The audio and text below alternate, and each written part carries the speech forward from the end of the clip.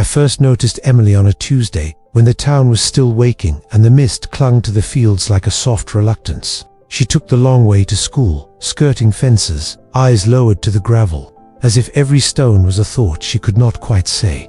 In a place where everyone waved, Emily moved like a quiet bird nesting inside her own shadow, careful not to disturb the morning. I am not her parent or her teacher. I am the neighbor who sees the small things people miss, the way a porch light burns a little longer when someone is anxious, the way footsteps hesitate at a gate when the heart is heavy.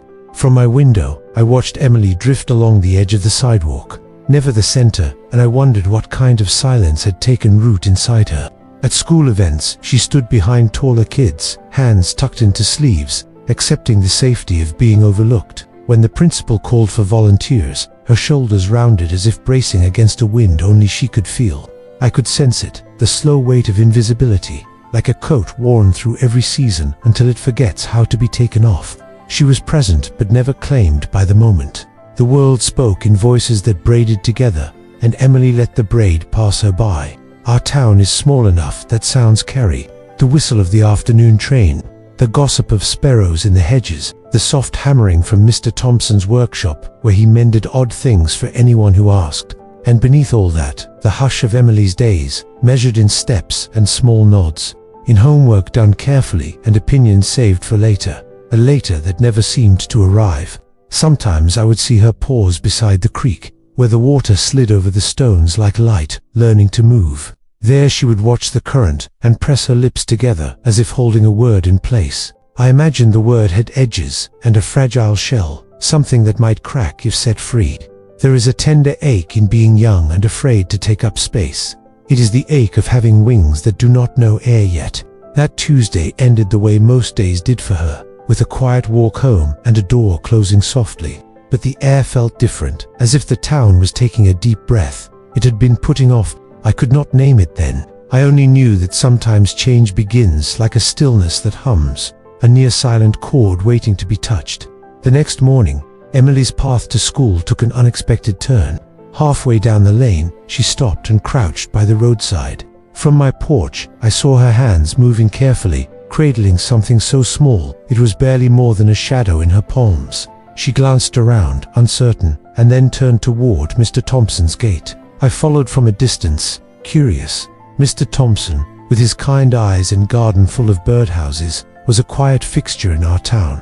When Emily reached his porch, he appeared in the doorway, wiping his hands on an old cloth. She held out her hands, revealing a tiny brown bird, its wing twisted at an awkward angle. The creature's chest rose and fell quickly, a heartbeat trapped in feathers. Mr. Thompson studied it, then motioned for her to come in. His home smelled faintly of wood shavings and the tea he brewed every afternoon. He cleared a small space on his workbench and spoke softly to Emily as he examined the bird. She didn't say much, just a few nods and murmured answers, but her eyes followed every movement, as if the bird's fate was somehow tied to her own. Over the next week, Emily returned every day after school. She would sit quietly while Mr. Thompson cleaned the bird's wounds, changed its wrappings, and placed it gently back in a small box lined with cloth. Sometimes he would talk about the things he'd learned in his years of teaching music, how each note, no matter how faint, had a place in the song. I noticed the way Emily listened, not just to his words but to the rhythm of them, like someone storing away the idea that she, too, might have a place in some melody. One afternoon, as rain tapped softly against the windows, Mr. Thompson told her that birds don't think about falling when they take flight. They think only of the air holding them. Emily tilted her head at that, as though the thought had brushed against something she'd been carrying for a long time. She didn't respond, but her hand lingered longer than usual on the edge of the bird's box before she left. The bird was healing, its small wings stronger each day. Emily seemed to change too, though in ways less visible. She walked a little less in the shadows now, as if the simple act of showing up for something fragile had begun to reshape the way she carried herself. I could sense the faint stirrings of courage, delicate but alive, taking root in her silence. The morning came when Mr. Thompson announced that the bird was ready. Emily stood in the garden, holding the small bundle of feathers in her hands. The sun was gentle, the kind that warms without hurrying the day along. She looked down at the bird, its eyes bright, its wings quivering with an eagerness it didn't fully understand. Mr. Thompson told her that sometimes helping means letting go. His words hung in the air, soft but heavy. Emily hesitated, her fingers tightening slightly. She had been there for every step of the bird, its recovery, the trembling stillness of its first days, the awkward flutters, the slow unfurling of its wings. Letting it go felt like losing a piece of something she had just learned to hold. She took a slow breath, then opened her hands. For a moment, the bird simply perched there, as if unsure. Then, with a quick beat of wings, it lifted into the air. Emily's eyes followed it as it rose above the hedges, a streak of motion that became a speck, then nothing. The air seemed larger somehow, the space between her and the horizon more possible. That afternoon, back at school, the principal asked for someone to share ideas for the upcoming community project. Usually, Emily would have lowered her gaze, willing the moment to pass over her. But she remembered the bird, the way it had launched into the air without waiting for certainty. Her hand went up before she could talk herself out of it. When she spoke, her voice trembled at first, like the first stretch of a wing.